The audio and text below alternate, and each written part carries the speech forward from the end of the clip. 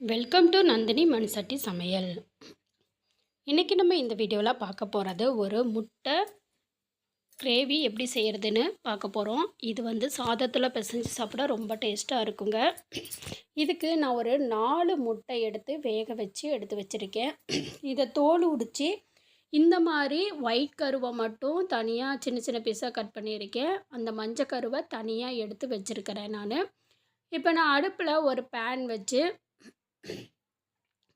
இதில் ஒரு 2 table spoon அளவு எண்ணெய் சேர்த்துக்கோங்க. எண்ணெய் நல்லா சூடாகட்டும்.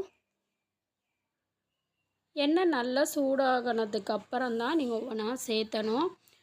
இப்போ நீங்கள் எண்ணெய் நல்லா சூடானதுக்கப்புறம் இதில் வந்து 1 ஸ்பூன் அளவு ஜீரகம் சேர்த்துக்கோங்க. ஜீரகம் இந்த மாதிரி நல்லா பொரியுது பார்த்திங்களா? பொரியும் போது கடுகு 1 ஸ்பூனை சேர்த்துக்கோங்க. இது ரெண்டும் நல்லா பொரியட்டும். இப்போ இந்த மாதிரி நல்லா பொரிஞ்சு வெடித்து வரும்போது நான் ஒரு 10லேருந்து 15 பூண்டு பல் எடுத்து நல்லா இந்த மாதிரி தட்டி தோலெல்லாம் எடுத்துட்டு அதை இந்த எண்ணெயிலேயே நல்லா சேர்த்துக்கிறேன். இது கொஞ்சம் கலர் சேஞ்ச் ஆகணும். கலர் சேஞ்ச் ஆனதுக்கப்புறம் 2 பெரிய வெங்காயம் பொடியாக கட் பண்ணதை எடுத்து இதோட ஒன்றா சேர்த்துக்கிறேன். சேர்த்துட்டு இதுக்கு வந்து பார்த்திங்க அப்படின்னா இது நல்லா வெங்காயம் இதெல்லாம் வந்து வதங்கணும். அதுக்கு தேவையான அளவு மட்டும் உப்பு சேர்த்துக்கிறேன். சேர்த்துட்டு இந்த கலரில் இது நல்லா வதங்கணும். இந்த மாதிரி வந்து ப்ரௌன் கலராக வந்து வதங்கினதுக்கப்புறமா இதில் நம்ம மசாலா ஐட்டங்கள் எல்லாமே சேர்த்துக்கலாங்க. இதில் வந்து பார்த்திங்கன்னா நான் ஒரு 2 டேபிள் ஸ்பூன் அளவு குழம்பு மிளகாய் தூளும் 1 ஸ்பூன் வந்து கரம் மசாலா, ஒரு 1/2 ஸ்பூனு மஞ்சத்தூள் இதெல்லாம் சேர்த்துக்கிறேன்.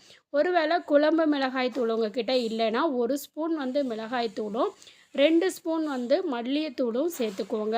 சேர்த்துட்டு இதை நல்லா இந்த பச்சை வாசம் போகிற அளவுக்கு ஒரு 2 நிமிஷம் இந்த இதுலேயே வந்து நல்லா வதக்கி விடுங்க.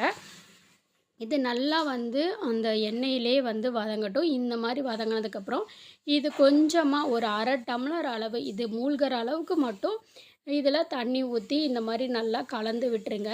இது நல்லா வந்து கொதி வரட்டும். இது கொதி வந்து இதெல்லாம் வந்து தண்ணியெல்லாம் சுண்டி அந்த எண்ணெய் ஃபுல்லாக பிரிஞ்சு வரும். இங்கே பாருங்கள், இந்த மாதிரி பிரிஞ்சு வரும். இந்த ஸ்டேஜ் வரணும். இந்த ஸ்டேஜ் வந்ததுக்கப்புறம் தான் நீங்கள் வந்துட்டு அடுத்த ஸ்டெப்பு வந்து பண்ணணும். இந்த மாதிரி நல்லா கிளறி விட்டுருங்க. இங்கே பாருங்கள், தண்ணியெலாம் நல்லா வந்து சுண்டி எண்ணெயெல்லாம் பிரிஞ்சு வந்துருச்சு. இப்போ நம்ம அந்த வெள்ளை அந்த முட்டையோட வெள்ளை இருக்குது பார்த்திங்களா? அந்த வெள்ளை இதை மட்டும் நம்ம என்ன பண்ணிடணும், இதோட ஒன்றா நல்லா இப்படி கலந்து விடுங்க. இப்போயே மஞ்சள் கருவை சேர்த்துனிங்கன்னா எல்லாம் உடஞ்சி போயிடும். இந்த மாதிரி நல்லா கலந்து விட்டுருங்க. இந்த மாதிரி எண்ணெய் பிரிஞ்சு வரணும். அந்த ஸ்டேஜில் இந்த முட்டையோட மஞ்சள் கருவை இதோட சேர்த்துக்கோங்க. சேர்த்துட்டு இப்படி நல்லா கலந்து விட்டுருங்க. கலந்து விட்டுட்டு கொத்தமல்லி தலையை பொடியாக கட் பண்ணிக்கிங்க. கட் பண்ணி அதோட ஒன்றா சேர்த்து இதையும் நல்லா கலந்து விட்டுருங்க. இது வந்து சாதத்துலலாம் போட்டு பிசைஞ்சு சாப்பிட்றதுக்கு அவ்வளோ டேஸ்ட்டாக இருக்குங்க.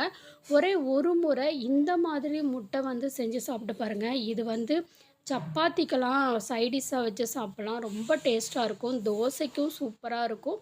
இது எப்படி இருந்துச்சு அப்படிங்கிறத மறக்காமல் உங்களுடைய லைக் மூலிமா தெரியப்படுத்துங்க. சேனலை மறக்காமல் சப்ஸ்கிரைப் பண்ணிக்கோங்க. தேங்க்ஸ் ஃபார் வாட்சிங்.